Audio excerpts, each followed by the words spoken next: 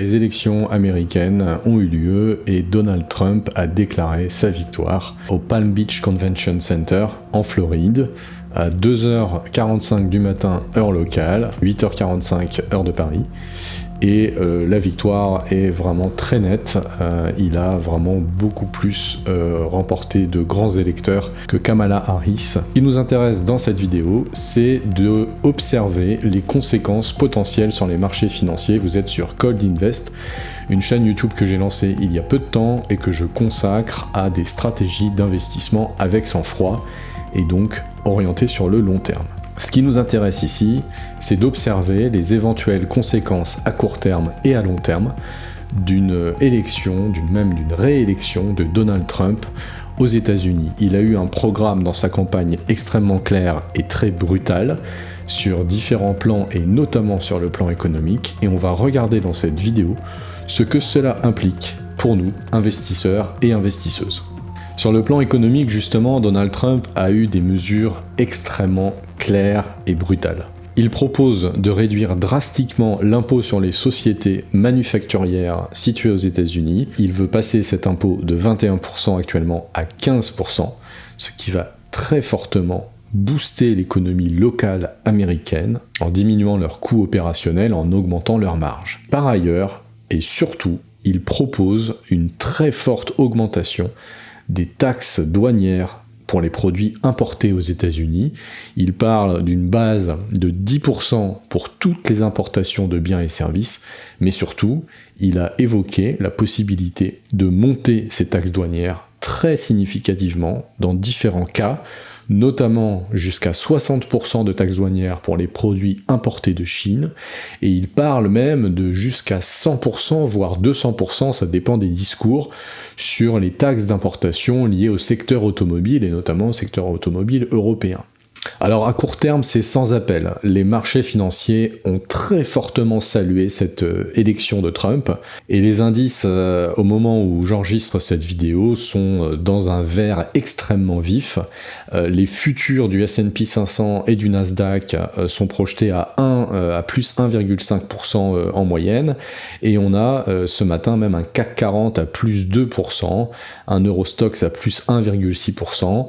On a un véritable bull market ce matin, c'est un petit peu l'euphorie des marchés financiers ce matin. Donc ça, c'est un effet immédiat, un effet à court terme, mais ce qui nous intéresse dans cette vidéo, c'est plutôt de prendre un petit peu de recul, justement, de garder un peu notre sang-froid, et comme toujours, en se basant sur des études académiques, de voir quelles pourraient être les conséquences à long terme de cette politique extrêmement agressive d'un point de vue commercial que Trump envisage d'appliquer, et on peut croire qu'il va appliquer cette politique très rapidement comme il l'avait fait dans son précédent mandat. Donc c'est ça la question, quels sont les effets à long terme d'une politique extrêmement agressive? On parle même de guerre commerciale, quand on augmente énormément les taxes d'importation sur le pays, c'est des mesures de protectionnisme qui peuvent déclencher des réactions des autres marchés internationaux, comme notamment l'Europe ou la Chine. Et donc ce qui est intéressant, c'est de regarder un peu ce que nous disent les études. Il y a eu des précédents, en 2018, Trump avait mis en place des taxes douanières très importantes, notamment sur l'acier européen.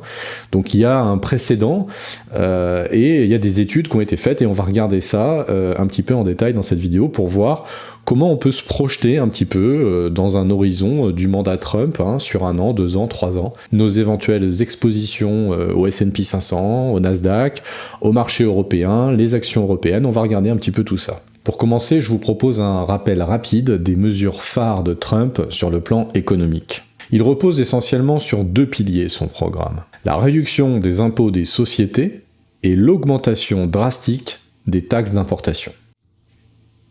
Il prévoit tout d'abord de réduire l'impôt sur les sociétés à 15%, comparé aux 20% actuels, mais attention, parce que cette réduction d'impôt, elle va être vraisemblablement ciblée sur les entreprises manufacturières qui opèrent sur le sol américain. Donc l'objectif, c'est assez clair, c'est d'encourager la production locale, de protéger les entreprises qui fabriquent sur le sol américain. America First, c'est un des slogans de l'équipe Trump. Et d'ailleurs, Trump, dans son discours ce matin, il a carrément dit qu'il était là pour réparer les États-Unis. Donc vraiment, il a tout un champ lexical du sauveur, et notamment du sauveur de l'économie américaine. C'est vraiment comme ça qu'il se présente, c'est comme ça qu'il a gagné cette élection, avec des mesures extrêmement claires à comprendre et brutales, mais du coup extrêmement efficaces, j'ai envie de dire, dans le cerveau reptilien des gens qui l'écoutent. Donc d'un côté, sur sa politique économique intérieure, il favorise les entreprises en réduisant les impôts sur les sociétés, et il les protège sur l'extérieur avec des taxes douanières beaucoup plus fortes. Donc c'est vraiment une politique de protectionnisme. Donc justement, c'est son deuxième volet dans son programme économique, c'est les taxes douanières, et là c'est vraiment extrêmement violent. Il part sur une base de 10% pour tous les biens et services importés aux États-Unis, et ensuite il propose, alors il a jamais trop donné vraiment les détails extrêmement précis, il a juste évoqué des pistes, mais il a été quand même assez clair parmi les pistes qu'il a évoquées. Il parle par exemple de 60% de taxes douanières pour tous les produits importés de Chine. Donc là, il vise notamment les voitures chinoises. Il a beaucoup parlé de l'industrie automobile américaine, et il veut vraiment protéger l'industrie automobile américaine contre l'arrivée massive des voitures électriques chinoises notamment. Et puis il parle carrément justement sur le secteur automobile lui-même de taxes pouvant aller jusqu'à 100%, même parfois 200%, on a vu dans la presse. Donc ça semble pas encore complètement arrêté, mais clairement pour lui, un des soldats à protéger le plus, c'est le secteur automobile américain. Et là, du coup, il y a une conséquence pour les entreprises européennes, notamment les sociétés allemandes comme BMW ou Mercedes ou Volkswagen, qui vont vraisemblablement être très fortement impactés, puisque les États-Unis, c'est un de leurs marchés. Et s'il y a 100% de taxes d'importation sur les voitures allemandes, ça va faire extrêmement mal. Et de même, on peut tout à fait imaginer des taxes d'importation également très élevées sur tout ce qui va être les produits de luxe. Voilà, on pense tout de suite par exemple à LVMH ou Kering, qui ont aussi une forte exposition au marché américain. Alors ils étaient déjà dans la tourmente avec le marché chinois, qui consommaient moins de produits de luxe, mais s'il y a les États-Unis en plus qui augmentent les tarifs douaniers sur le cognac, la maroquinerie ou ce genre de type de produits, ça va faire encore très mal au secteur du luxe, notamment français. Donc son idée, c'est qu'en rendant les produits importés plus chers, il espère stimuler la production locale aux États-Unis et donc renforcer les emplois des Américains, notamment dans l'industrie manufacturière. Mais ce qui nous intéresse dans cette vidéo, c'est que c'est peut-être pas si simple que ça dans la vraie vie. Nous sommes dans un monde globalisé, n'en déplaise à Trump. Même les États-Unis, la première puissance économique mondiale, même les États-Unis sont dépendants à un certain degré d'importation. Donc, est-ce que ce type de mesures extrêmement protectionnistes peut se faire sans conséquences à long terme pour l'économie américaine? C'est ce qu'on va regarder. Évidemment, un tel programme économique, ça ne peut pas se faire sans aucune conséquence au niveau international. On est dans un monde globalisé, et même les États-Unis, première puissance économique mondiale, ne peuvent pas faire ce type d'action sans que ça déclenche des réactions. On pense évidemment à la Chine, qui pourrait de son côté, elle aussi, avoir des leviers. N'oublions pas que par exemple Apple dépend de la Chine. Il y a d'ailleurs Tim Cook qui était en visite en Chine récemment, et il tient à garder une relation saine avec les entreprises chinoises, puisque tous les produits Apple dépendent en grande partie d'importations chinoises. Et on pense aussi à l'Europe, peut-être dans une moindre mesure, mais néanmoins, l'Europe pourrait également essayer de répondre, ou du moins de lutter contre ces taxes d'importation très fortes qui pourraient impacter son économie. Et d'ailleurs, ça s'est vu tout de suite, puisque le président Emmanuel Macron, juste après avoir félicité Donald Trump sur le réseau social X, il a enchaîné avec un autre tweet où il disait, je cite, « Je viens d'échanger avec le chancelier Olaf Scholz. Nous allons œuvrer pour une Europe plus unie, plus forte, plus souveraine dans ce nouveau contexte, en coopérant avec les États-Unis d'Amérique et en défendant nos intérêts et nos valeurs. » Bon bah là, le sous-texte, il est évident.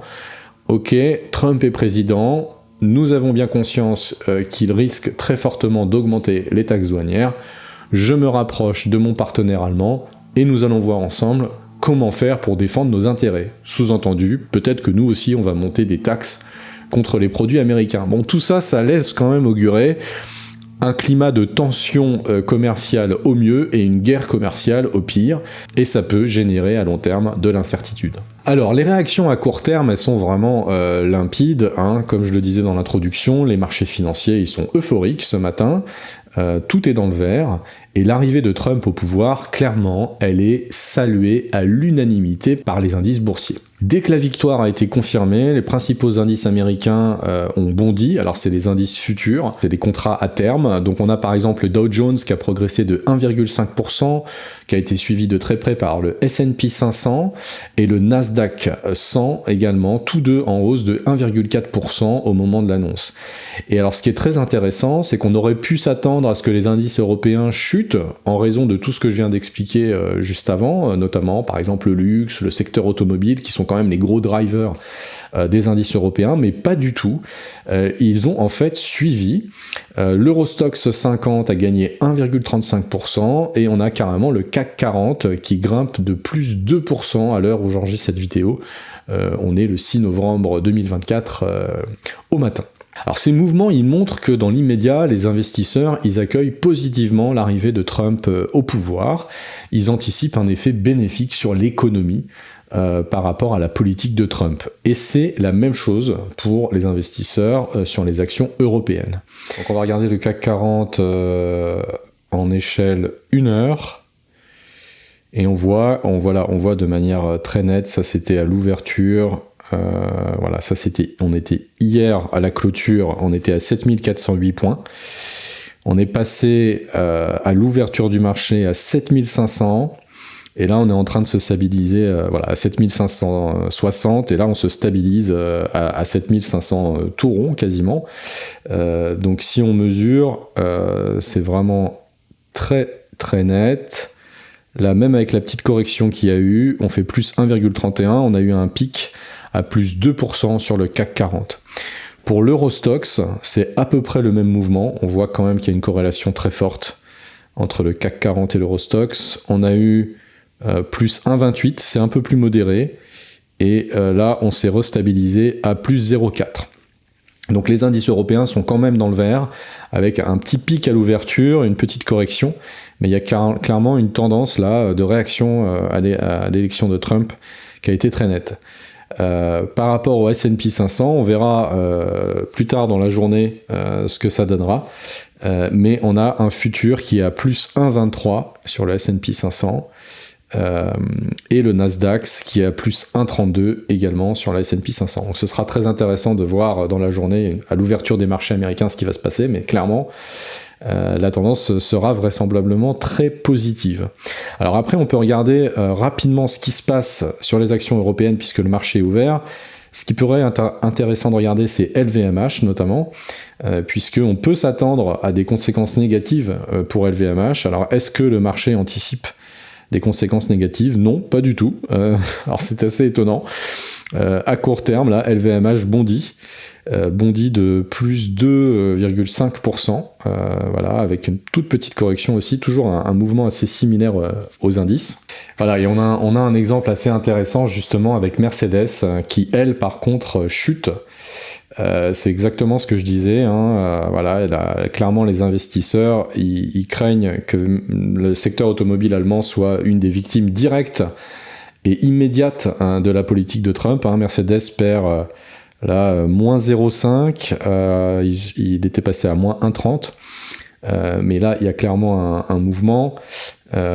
Si on regarde BMW, on a exactement la même dynamique sur BMW, donc le secteur automobile européen, voilà, moins 3% par rapport à hier. Et si on prend Volkswagen, voilà, c'est mardi et mercredi, voilà, Volkswagen qui perd 3% également. Donc là, on a vraiment le secteur automobile qui est dans le rouge suite à cette annonce.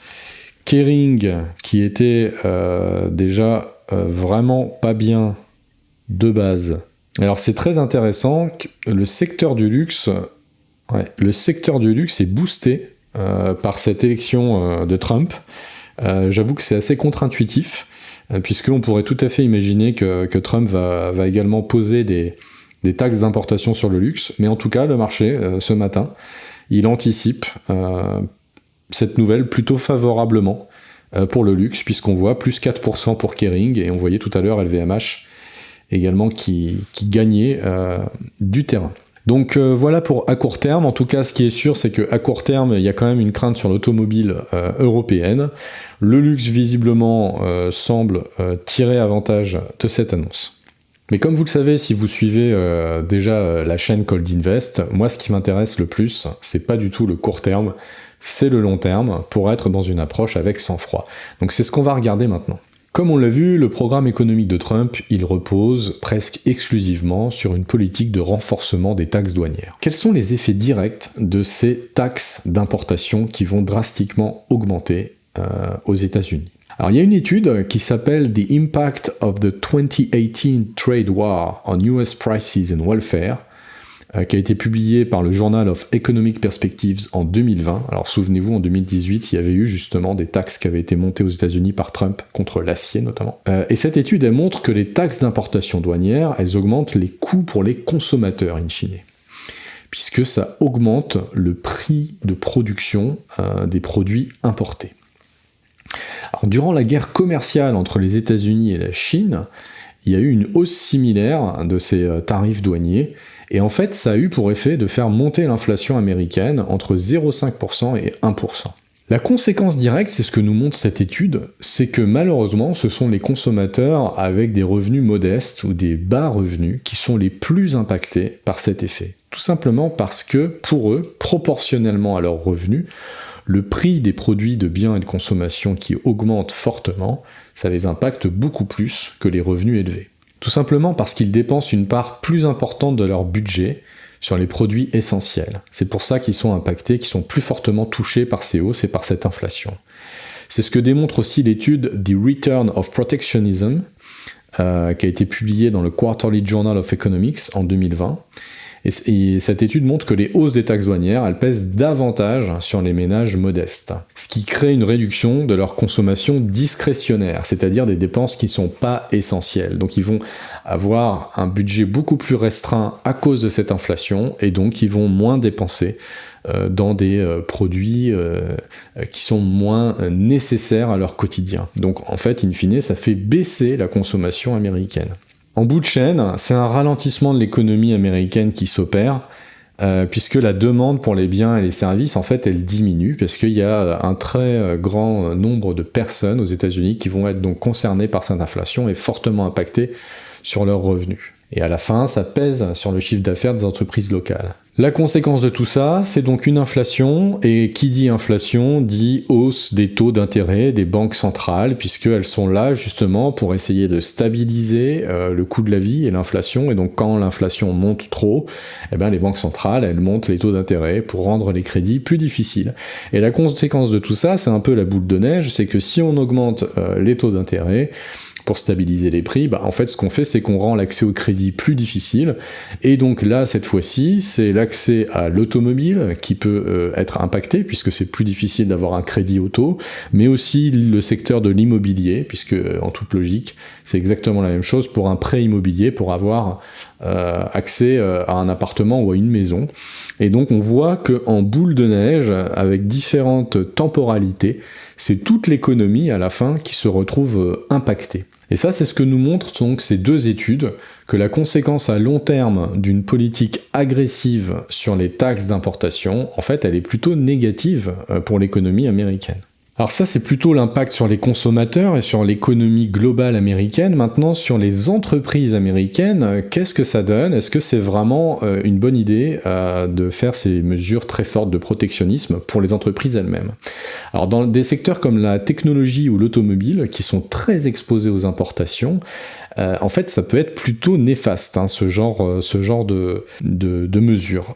Il y a une étude qui s'appelle The Consumption Response to Trade Shocks, Evidence from the US-China Trade War.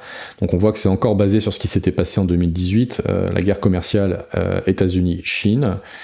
Et cette étude a été publiée en 2019 justement par le National Bureau of Economic Research.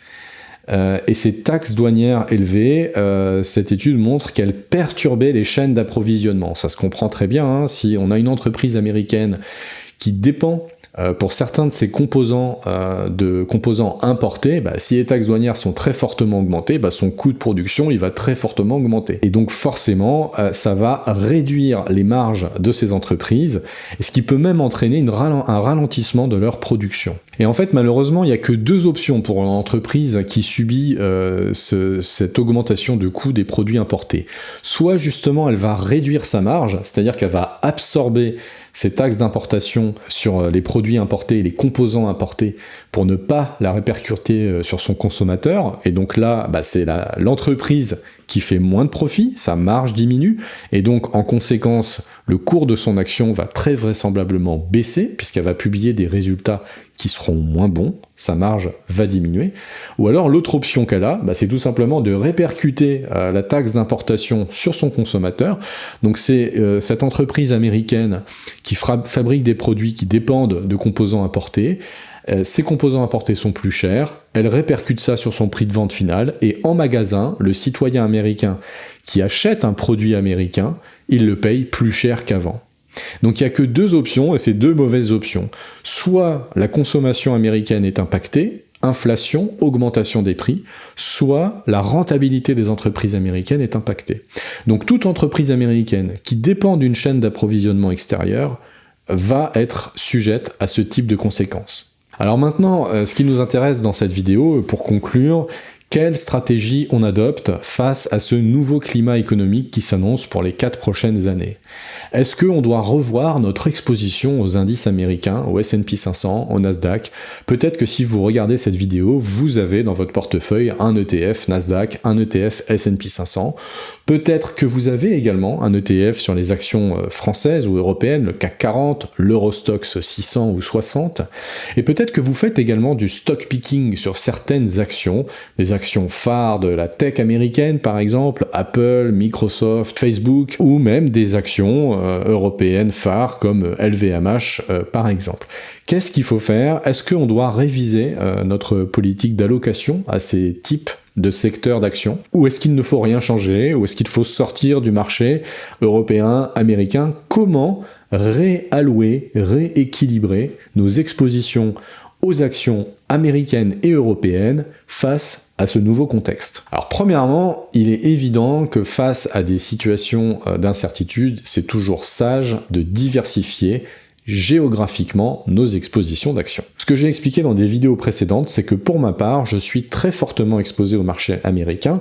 Ma stratégie de base est d'être à 70% exposé aux actions américaines et 30% aux actions européennes. Je fais le choix de ne pas m'exposer du tout ni au marché émergent, ni au marché asiatique. C'est un choix, et vous êtes libre d'en avoir un autre, bien sûr.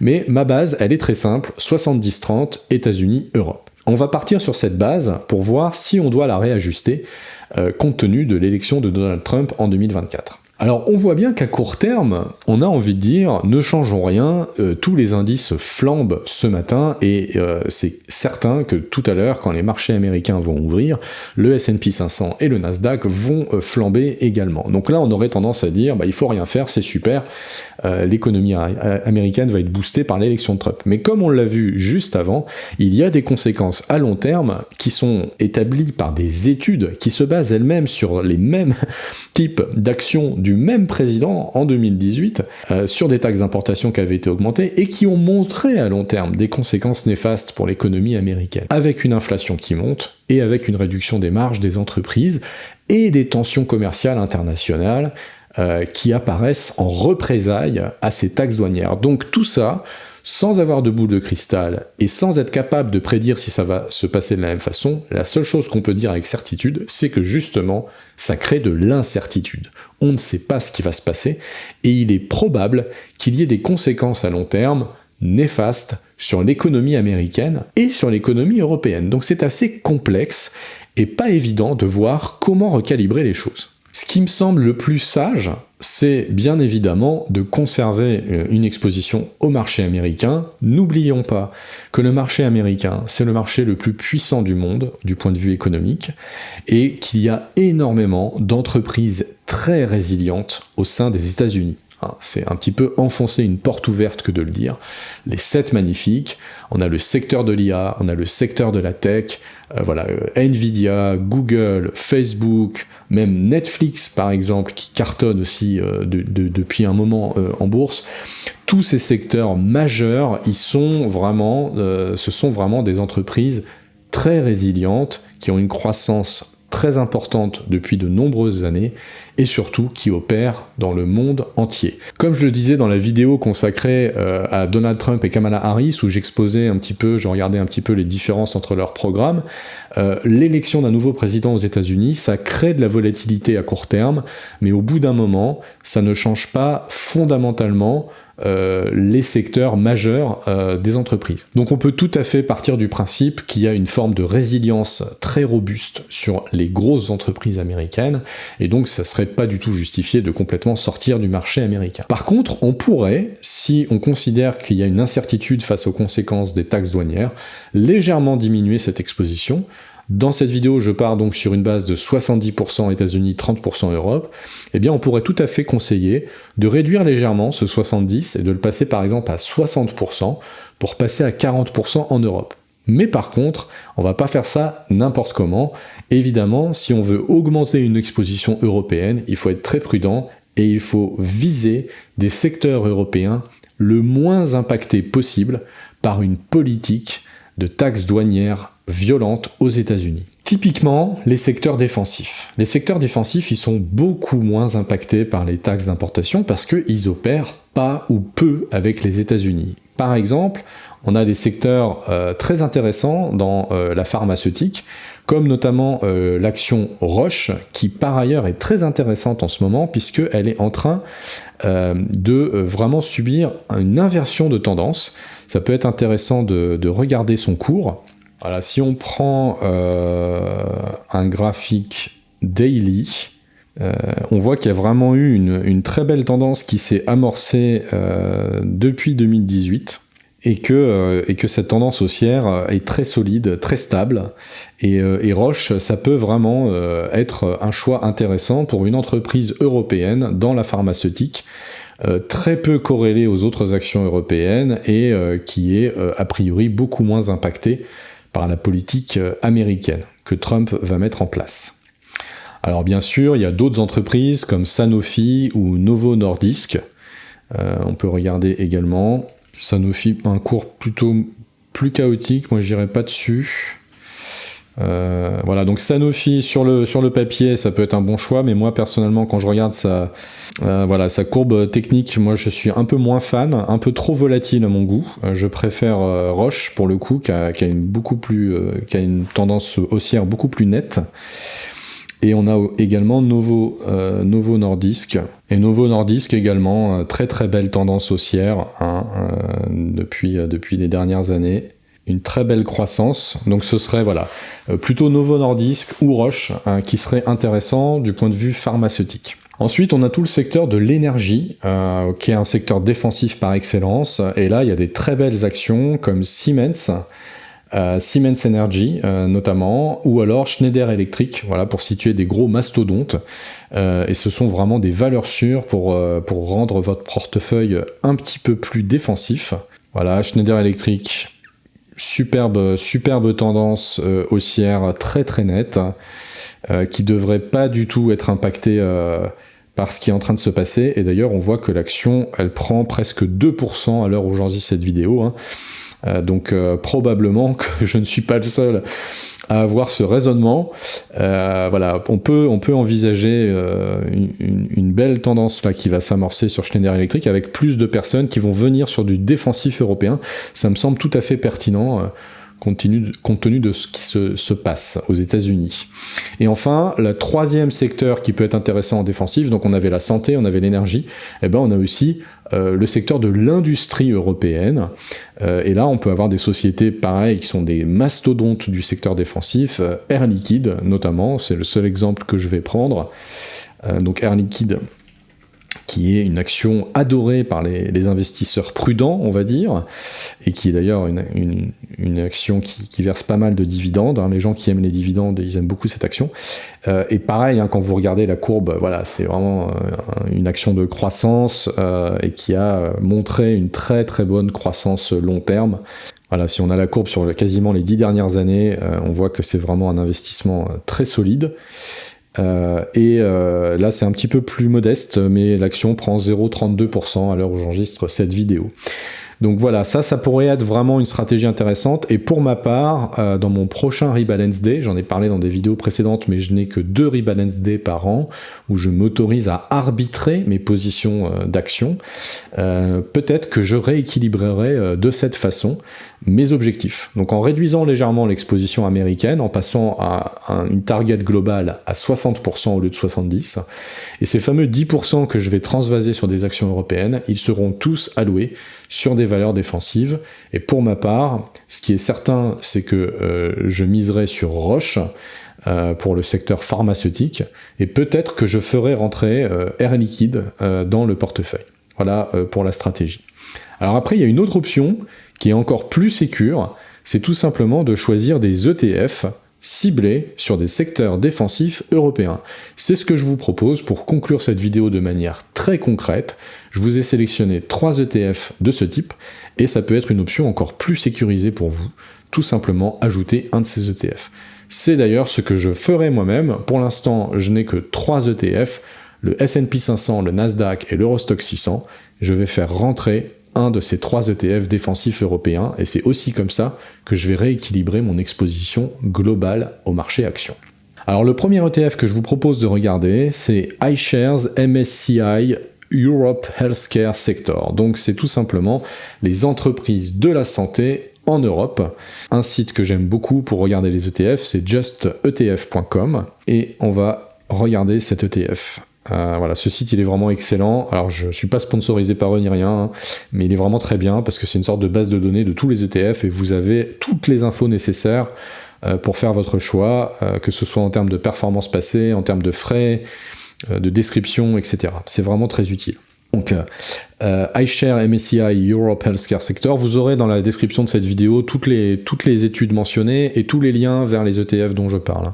Le ratio des frais s'élève à 0,18%. Voilà, donc c'est un grand ETF avec des actifs sous gestion à hauteur de 640 millions d'euros, et il a été lancé en novembre 2020. Et donc depuis son ouverture, il affiche une performance de 15%. Tout à fait cohérent avec un ETF défensif, ça peut être un très bon choix. Alors le deuxième ETF que je vous propose de regarder, c'est le MSCI Europe Utilities, qui est donc focalisé sur des entreprises d'énergie européenne ou de services publics européens. Et donc c'est des secteurs très très peu impactés par les politiques d'importation américaines. On va retrouver dans ces ETF des entreprises comme Siemens ou Enel par exemple. Et donc là on a cet ETF qui affiche une performance similaire à celui qu'on a vu juste avant, 15% sur 3 ans, donc très intéressant en termes de défensif. Et en termes de frais, on est également à 0,18%, donc c'est complètement similaire.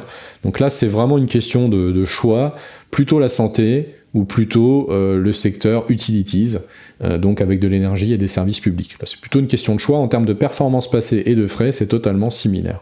Pourquoi pas prendre les deux, mais si vous prenez les deux, vous avez plus de frais globalement. Et enfin, le troisième ETF que je vous propose, c'est iShares MSCI Europe Industrial Sector, donc comme son nom l'indique, le secteur industriel européen. Là, on va retrouver des entreprises comme Air Liquide ou Schneider Electric, justement. Donc là, on est vraiment spécifiquement sur le secteur industriel. En termes de performance, c'est plus intéressant. On est à 26%, plus 26% sur 3 ans. Donc par rapport à notre benchmark de 3 ans, cet ETF est beaucoup plus performant, nettement plus performant que les autres. On a 10 points d'écart. Et en termes de frais, on est également à 0,18%. Donc cet ETF-là, il semble très intéressant à avoir en tête. Par contre, vous n'avez pas le secteur de la santé, mais vous avez vraiment le secteur de l'industrie européenne, donc avec une performance très intéressante. Donc d'après justetf.com, c'est l'ETF le moins cher pour suivre l'indice MSCI Europe Industrials. Il reproduit la performance de l'indice sous-jacent, bien sûr, en achetant les composantes. Et les dividendes sont capitalisés et réinvestis. Ça, c'est super intéressant. Moi, c'est vraiment les ETF que je préfère. Les ETF capitalisants. Pour info, il y a 2 types d'ETF. Les ETF capitalisants, c'est-à-dire que tous les dividendes versés par les actions sous-jacentes sont automatiquement réinvestis dans votre position. Donc ça fait vraiment une croissance composée et c'est magique sur le long terme. Ou alors vous avez des ETF distribuants qui vont vous créditer les dividendes perçus. Moi je préfère beaucoup avoir des capitalisants quand c'est possible, puisque ça booste finalement la performance de manière totalement naturelle. Vous n'avez rien à faire.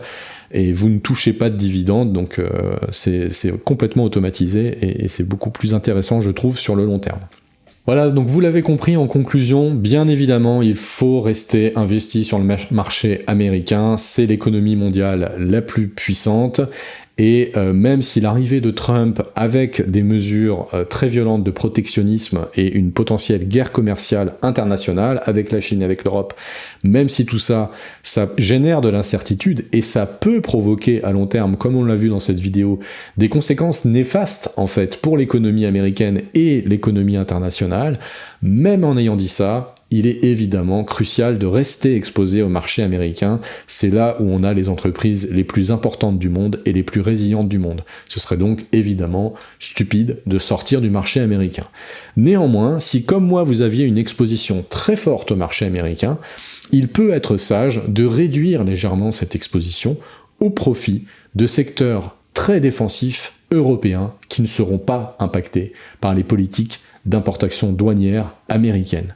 C'est ce que je vous conseille de faire et c'est ce que je vais faire pour ma part avec donc cet ETF dédié au secteur industriel européen qui va rentrer dans mon portefeuille et également une favorisation des entreprises pharmaceutiques européennes comme notamment l'action Roche qui est ma favorite pour le moment puisqu'elle est vraiment en train d'amorcer un rebond très intéressant. Si vous avez apprécié cette analyse et que vous souhaitez approfondir votre vision en stratégie d'investissement long terme avec sang-froid, n'hésitez pas à vous abonner à Cold Invest, je vous mets le lien ici, et vous pouvez aussi laisser un pouce, c'est toujours sympa pour permettre à la vidéo d'être plus visible sur YouTube. N'hésitez pas à laisser en commentaire ce que vous avez pensé de cette vidéo et si vous aussi vous avez réajusté votre stratégie d'investissement, ce sera très intéressant de le dire en commentaire pour le partager avec les autres personnes qui ont vu cette vidéo. C'est tout pour cette vidéo et je vous dis à bientôt sur Cold Invest.